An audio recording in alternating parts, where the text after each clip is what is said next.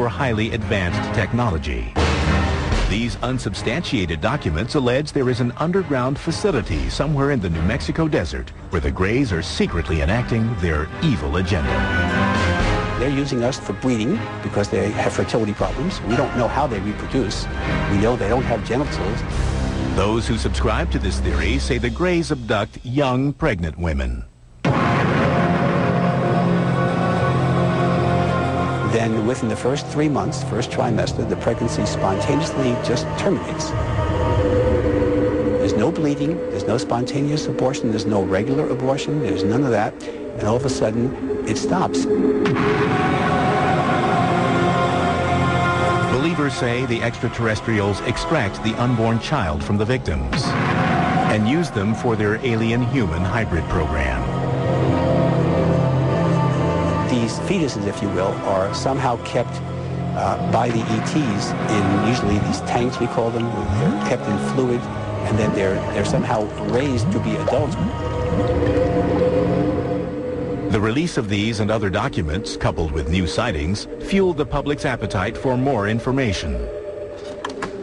People alerted to the phenomenon looked to the skies for signs of mysterious crafts and beings from an alien planet. There's no question that the UFO research field really exploded during the 1980s. It's an amazing phenomenon. You have, for the first time, widespread discussion of abductions. At the same time, the UFO phenomenon became a major part of U.S. popular culture, world popular culture at that time.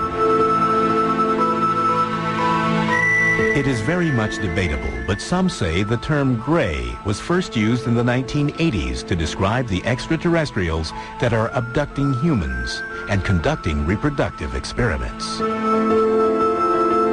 The term itself, gray, used to describe these beings, seems to have become more common by the early and mid-1980s. I don't believe that it was common before that period of time. But do the Greys actually exist, or are they, in reality, a product of pop culture? The question arises, what happened, and to what extent does life imitate art, or the reverse? It's hard to unsort some of this mess. It is my belief that there is a true core of reality to the UFO phenomenon. Ufologists insist that the Earth may be in the midst of a diabolical invasion of Greys. When we come back, we uncover the true horror of the Greys' agenda. They have an ongoing breeding program. I was about 8 weeks pregnant. Then it was just gone.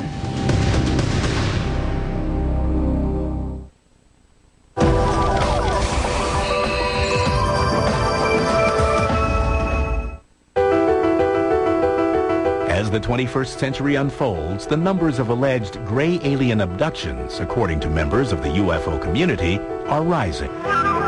There is no way to verify these numbers, but one unofficial poll conducted by the Roper organization puts the number of alien abductions at 4 million. I think that the problem a lot of people have with the Greys in general is that they don't believe in UFOs to start with, so therefore they're not going to believe in something like abductions. But if you were to acknowledge the reality of UFOs as something non-human, suddenly the reality of something like Greys is not all that outrageous, it seems to me. Eyewitnesses who swear they have encountered Greys are the primary source for all the information about these extraterrestrials. They report some commonalities that may reveal the true nature of the aliens' agenda. There's always a light that comes from nowhere. It's either like an amber or a blue. Then the frightened abductees report being surrounded and paralyzed by the alien creatures.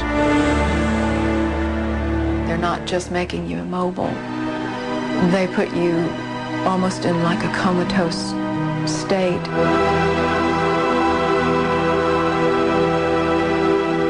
I've had occasions where I've been able to communicate with them to an extent, which is a mixture of them speaking in a sense that seems to be telepathic. Some even claim the Greys will often whisk their human prize away into space. And you find yourself in, for lack of a better word, an alien environment where there's lots of light, everything is very... Poetic is almost the word to use to describe the environment because it feels very surreal. Abductees say that once on board, the Greys perform medical examinations, which some describe as being extremely painful. There were experiences which to me suggested that there was a biological, reproductive element of my experiences, and that's commonly widespread. So I'm not ashamed in reporting that. If the Greys are actually here, what's their real agenda? A lot of people think that they're coming to totally destroy us, and some people think that, and some people think that there are others coming to help us not be destroyed.